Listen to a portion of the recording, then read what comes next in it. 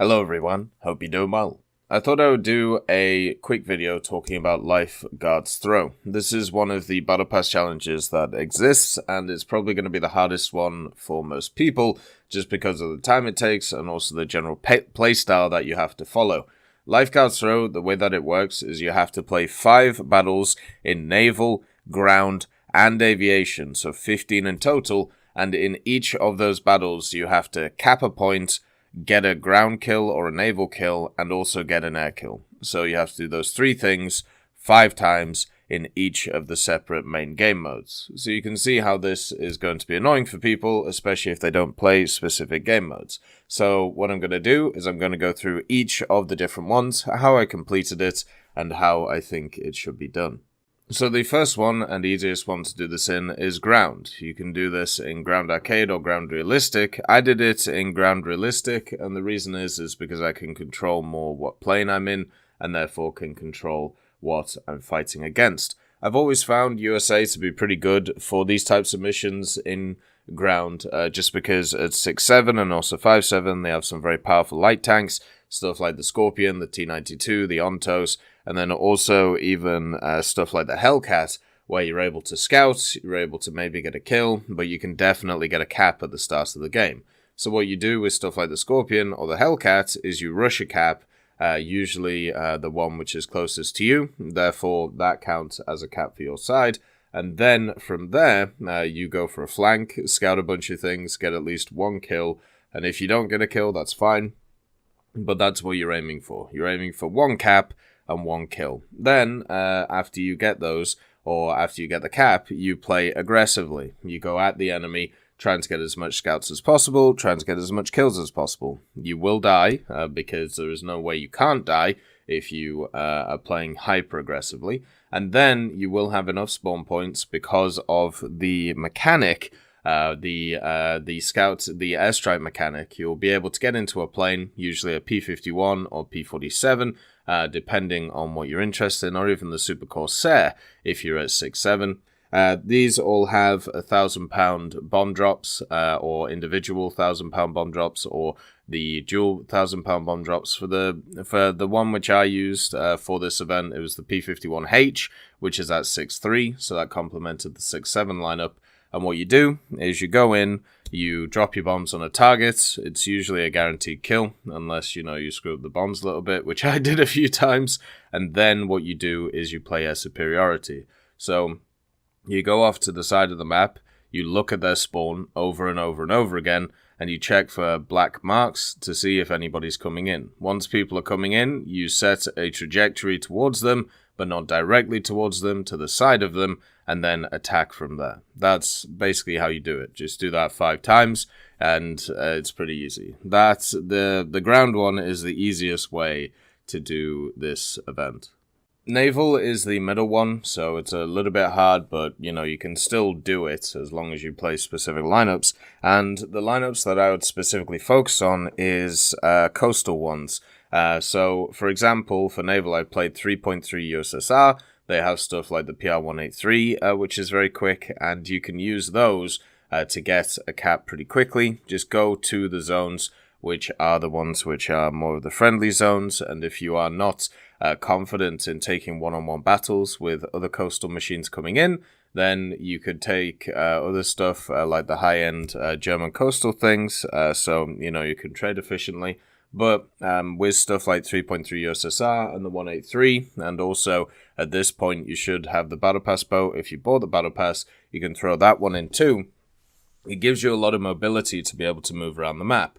The idea is you want to take a coastal machine which bullies other coastal machines and does a lot of damage to them, and then also gets a cap after it. And with 3.3 USSR, you can do that.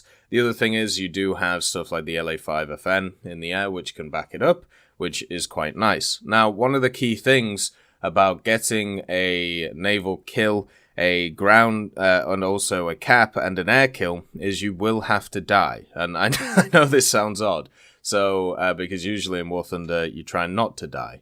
And the simple fact is, what you want to do is you want to push towards caps, take out anybody who's trying to cap them, and then cap them yourself. If this takes 2 to 3 spawns, it doesn't matter, at least you get it done. And then you have at least 1 naval kill and 1 cap. Then, after you've killed a few people, or you've got the cap, and maybe 1 kill, or whatever you've been doing there, you will eventually get enough spawn points to get into an aircraft, no matter what it is. Now, at the level of the lower tier destroyers, a lot of people bring in lower tier aircraft. The Ju-87 is one that I see quite a lot. Stuff like lower tier American vehicles as well pop in, you know, stuff like P-40s, P-36s.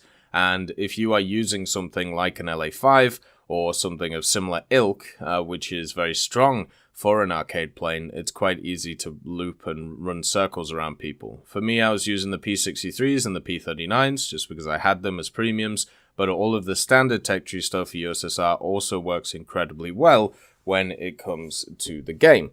So that's how I got that one done. It was a little bit annoying when it came to it. Just because a lot of the time nobody would spawn in aircraft, and because at 3-3 you have a ton of destroyers, which were early on, a lot of people didn't die in their destroyers, so basically they were just sat around, you know, not dying. So they weren't able to like get into aircraft because they weren't sinking. But at the end of the day, I got it done probably in about 8 or 9 matches. I had a little bit of an issue of people nicking the caps.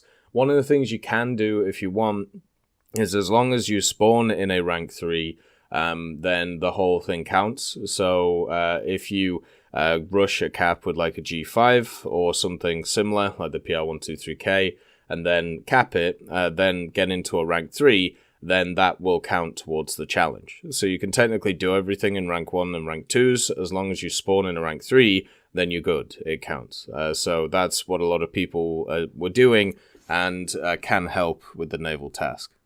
So the most annoying one is the aviation one, and the reason for this is because you only can do it in arcade. You can't do it in realistic, you can't do it in simulator, because in arcade is the only place where you're able to cap a point.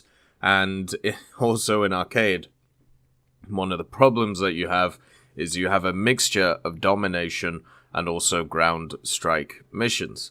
So you need to get at least 5 domination missions in order to actually complete this. Now, I got lucky. The first time that I queued up arcade, I got a domination mission, and then it took me 20 battles in order to get 5 domination missions.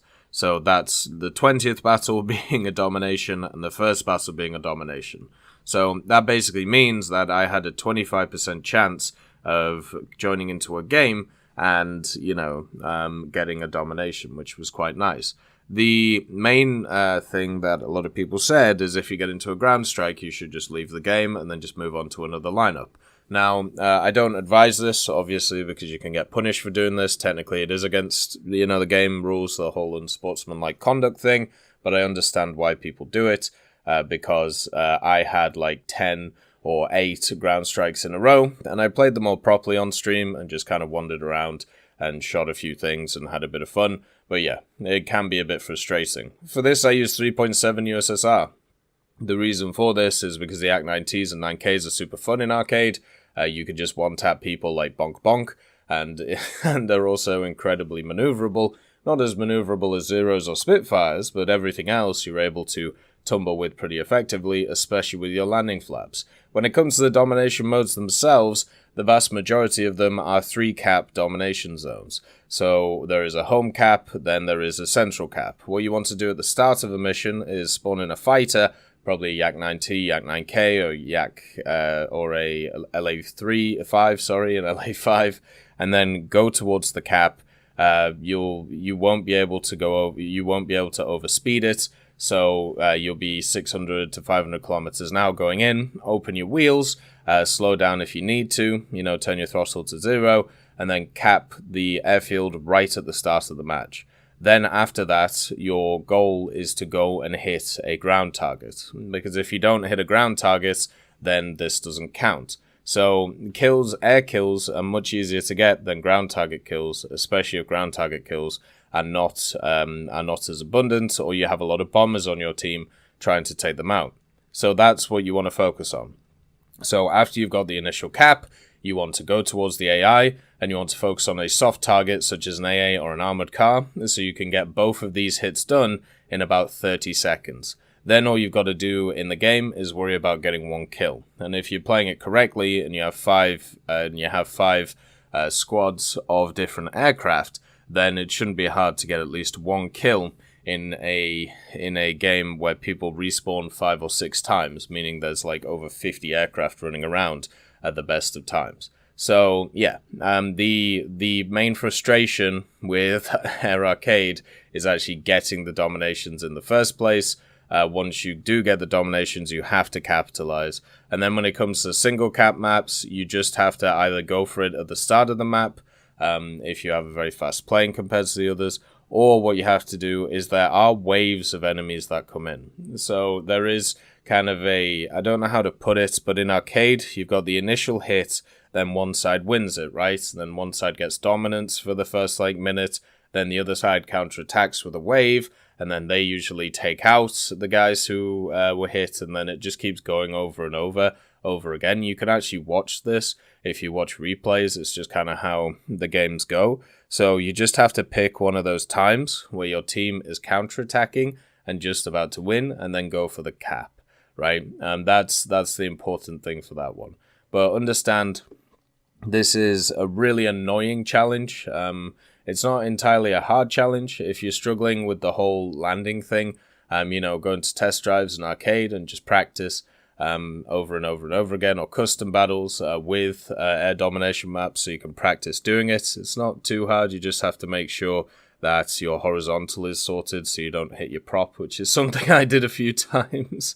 But overall, this is a very annoying mission, especially when it comes to aviation. But just knuckle down, get through it.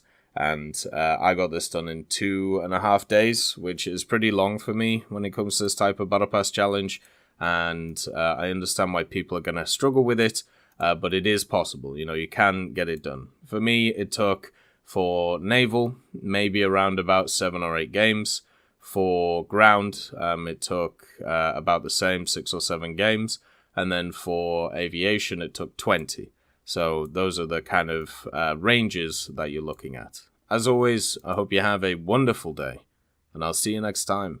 I'd like to thank Forge, Siegebreak, Carrion Crow, Nicholas Richardson, Elove Goat, Pyman, Winter Scientist, Merciless Reaper, Orange Tail, Teddy, Daniel Stanton, Moxie, B. Young, and also Sem Arslan, Wilkski, Uncle Bean, Derek R., Bareen, Lafouche, and Samuel Slick for supporting the channel.